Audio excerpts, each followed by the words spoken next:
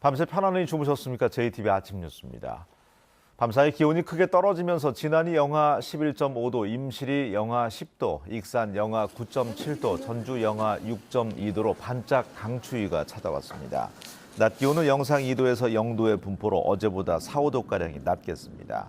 찬바람이 미세먼지를 밀어내면서 미세먼지의 농도는 보통 수준을 회복했습니다.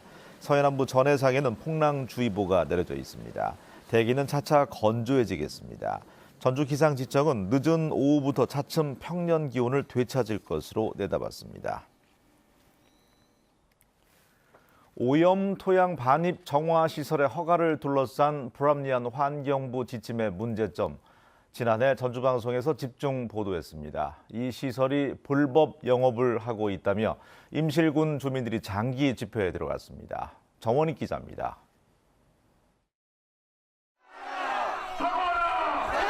머리끈을 동여맨 주민 수백여 명이 오염토양 정화시설 앞에 몰려들었습니다.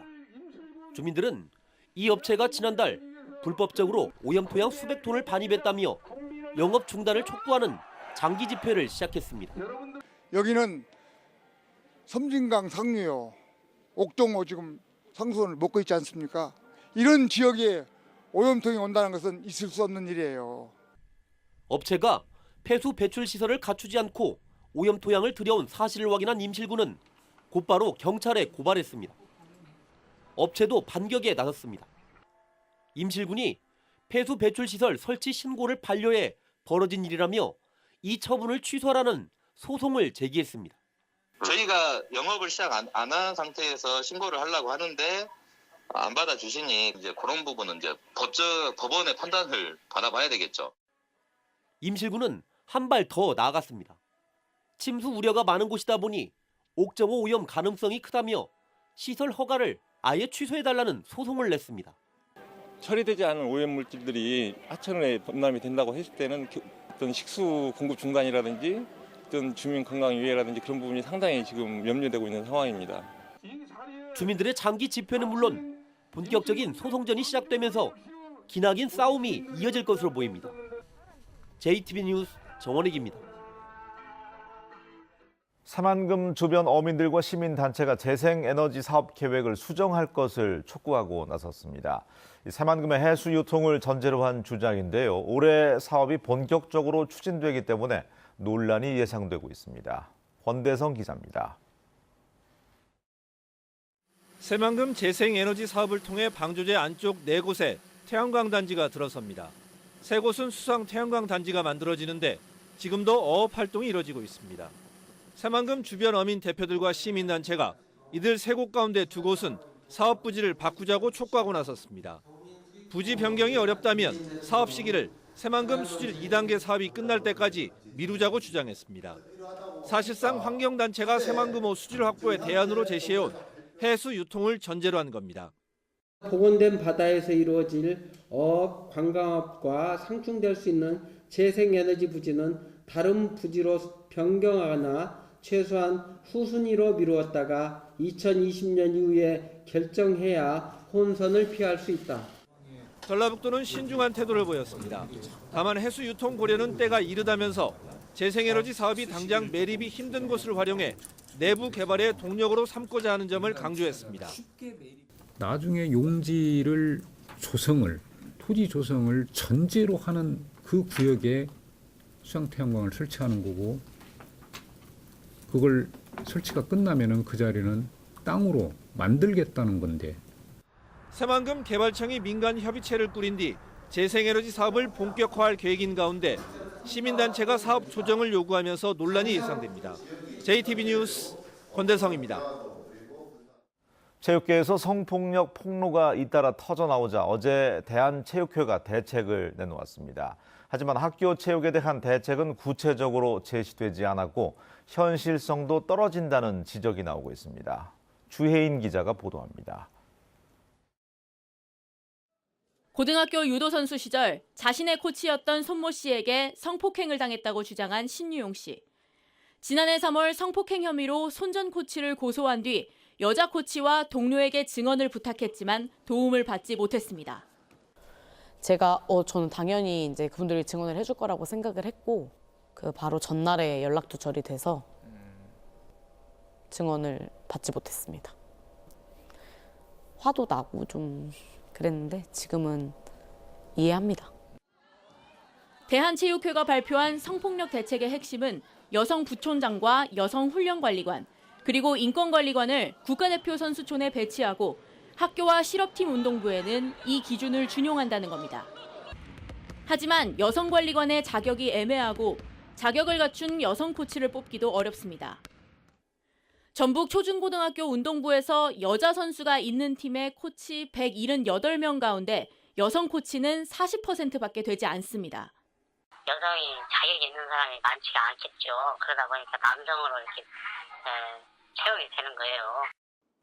또 학교마다 인권상담사나 인권관리관을 어떻게 충원할지 구체적인 대책이 없고 운영 방안도 현실적이지 않습니다. 아무래도 운동이 끝나면 오후 운동이 있고 그러니까 그 시간에 가야 되는데 그 시간도 못 가고. 대한체육회의 이번 대책은 국가대표 선수촌에 편중돼 일선 학교의 성폭력 예방책으로는 현실을 제대로 반영하지 못했다는 지적이 나오고 있습니다. JTB 뉴스 주혜인입니다. 지역 거점 대학인 전북대가 올해 등록금을 동결하기로 결정하면서 다른 대학들의 등록금 동결도 잇따를 것으로 보입니다. 대학들이 이런 결정을 하는 데는 다 그럴 만한 속사정이 있습니다. 조창현 기자입니다. 전북대가 도내 대학 가운데 처음으로 올해 학부생 등록금 동결을 결정했습니다. 전북대 등록금 동결은 지난 2009년 이후 11년째 이어지고 있습니다. 학생과 학부모들의 어떤 경제적 부담을 완화하고 또 국가 정책에서 등록금 반값 등록금을 지금 지향하고 있는데 정부의 정책에 저희들이 적극 동참하고자 저희들이 등록금 동결을 저희들이 심의하였습니다. 정부는 올해 대학 등록금 인상률 법정 상한선을 2.25%로 공고했습니다. 하지만 전북대가 등록금 동결을 선언하면서 도내 다른 대학들도 등록금 인상을 주장하기가 어렵게 됐습니다. 또 정부가 등록금을 올리면 국가장학금 지원 대상에서 배제하고 정부 지원 사업에서도 불이익을 주기 때문에 어쩔 수 없이 등록금 동결을 결정할 수밖에 없는 구조입니다. 재정적으로 매우 어렵지만 등록금을 올릴 경우 그 국가장학금을 못 받게 되는 것도 있고 그 학생들의 반발도 크기 때문에 현실적으로 좀 어려운 점이 좀 많습니다. 물가와 인건비는 오르는데 등록금은 10년째 제자리다 보니 대학들의 재정적 어려움은 사실상 한계치에 도달한 상태입니다. 여기에 지난해부터 대학들이 입학금을 폐지하거나 인하한 상황이어서 재정적 부담은 더 가중됐습니다. 등록금이 동결됐다고 해서 학생 교육 투자비를 줄일 수 없는 대학들은 부서 운영비와 인건비, 각종 사업 예산 등을 줄이며 허리띠를 졸라매야 할 처지에 놓여 있습니다. 등록금 동결로 재정이 어려워진 대학들은 결국 정부 재정 지원 사업에 목을 맬 수밖에 없어 대학 자율성보다는 정부 눈치 보기라는 구조적 악순환이 계속될 수밖에 없습니다. JTB 뉴스 조창인입니다. 전주를 찾은 국가균형발전위원장이 금융다거점을 나쁘지 않다고 언급하면서 전북금융도시 조성에 찬성의 뜻을 밝혔습니다. 또 전주에 금융기업과 자산이 와야 한다고 강조했습니다. 김철 기자가 취재했습니다. 송재호 국가균형발전위원장이 전북혁신도시 공공기관 정책포럼의 첫 발제자로 전주를 찾았습니다. 송 위원장은 최근 부산 지역에서 전북 금융중심지 조성을 반대하고 있지만 부산은 해양금융 중심으로 전북은 연기금 중심으로 가면 된다며 금융다거점을 긍정적으로 평가했습니다. 부산은 부산대로 가는 거고요. 이게 새로운 산업시대의 금융자산이 가지고 있는 이 잠재력 효과가 매우 크기 때문에 저는 다거점을 갖는 게 결코 나쁘지 않다라고 저는 생각을 합니다. 송 위원장은 또 혁신도시 발전재단을 신설해 전국 혁신도시마다 기업 100개씩을 유치하겠다고 말했습니다. 그러면서 전북에 금융기업과 금융자산을 끌어올 것이라고 덧붙였습니다. 국민연금과 관련된 금융기업 또 이 금융자산들이 와주는 거죠. 이제 이 국민연금의 흡입력으로. 송 위원장의 발언에 힘을 얻은 공단은 다음 달 전주에서 국가균형발전위와 함께 전북금융중심지 조성과 관련된 토론회를 열 예정입니다. 또 국민연금공단과 한국국토정보공사, 농촌진흥청과 한국전기안전공사, 그리고 한국출판문화산업진흥원이 매달 한 차례씩 정책 포럼을 열어 전북 혁신도시 발전을 이끌기로 했습니다. 매월 한 기관씩 번갈아 가면서 이 정책 포럼을 개최할 텐데요. 이걸 통해서 자연스럽게 혁신도시 내에서의 새로운 생각, 발전의 아이디어, 구체적인 실천 방안들이 찾아질 것으로 기대를 합니다. 전북 혁신도시 이전기관의 정책 포럼이 지역 발전을 위한 해법을 제시할지 주목됩니다. JTB 뉴스 김철우입니다. 10년 전만 해도 남원 딸기는 전국 생산가의 5%를 차지할 정도로 명성이 높았습니다. 하지만 고령화가 심각한 최근에는 2%에도 채 못 미칩니다. 춘향골 딸기의 옛 명성을 되찾기 위해서 농가들이 뭉쳤습니다. 오정현 기자입니다.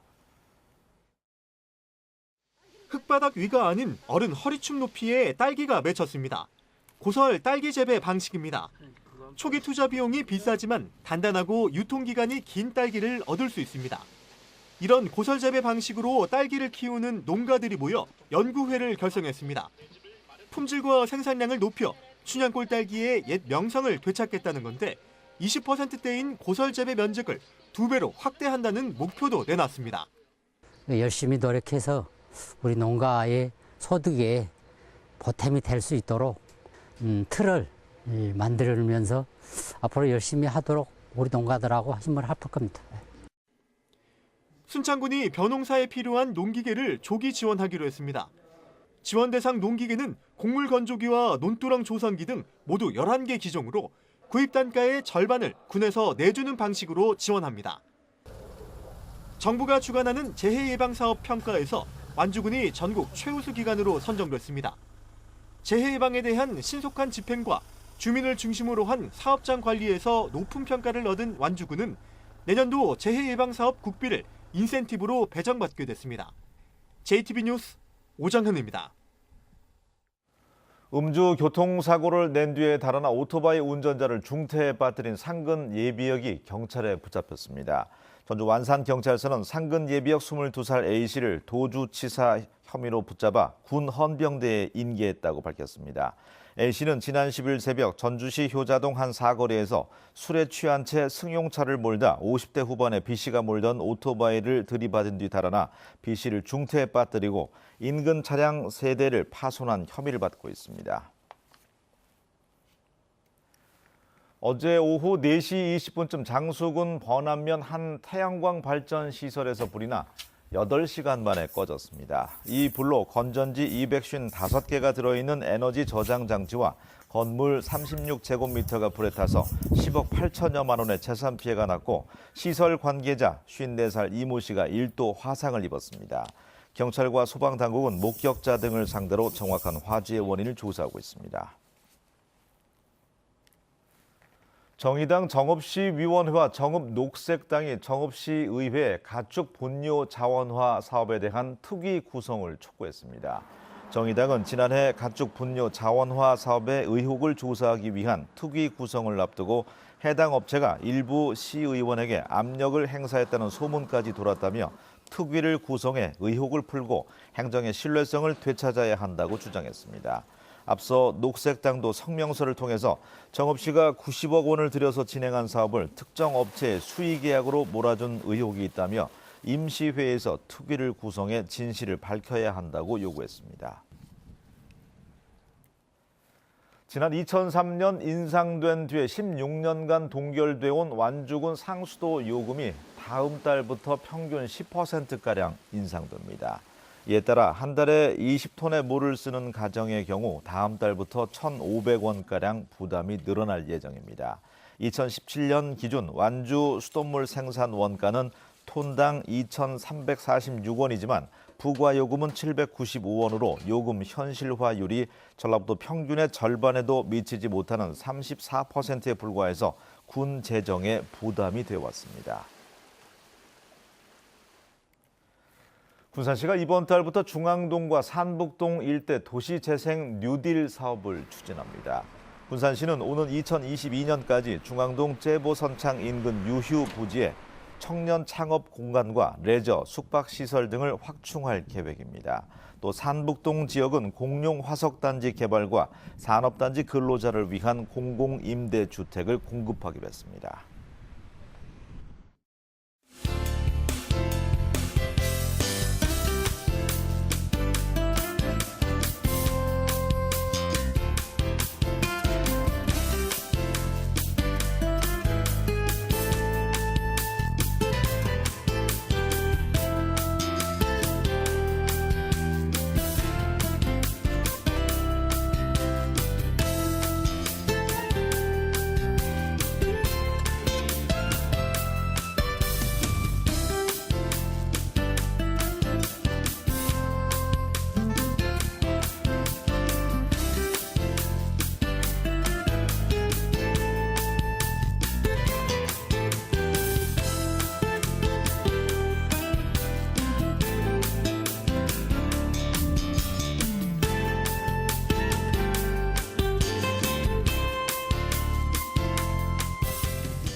뉴스를 마칩니다. 활기찬 하루 보내시기 바랍니다. 고맙습니다.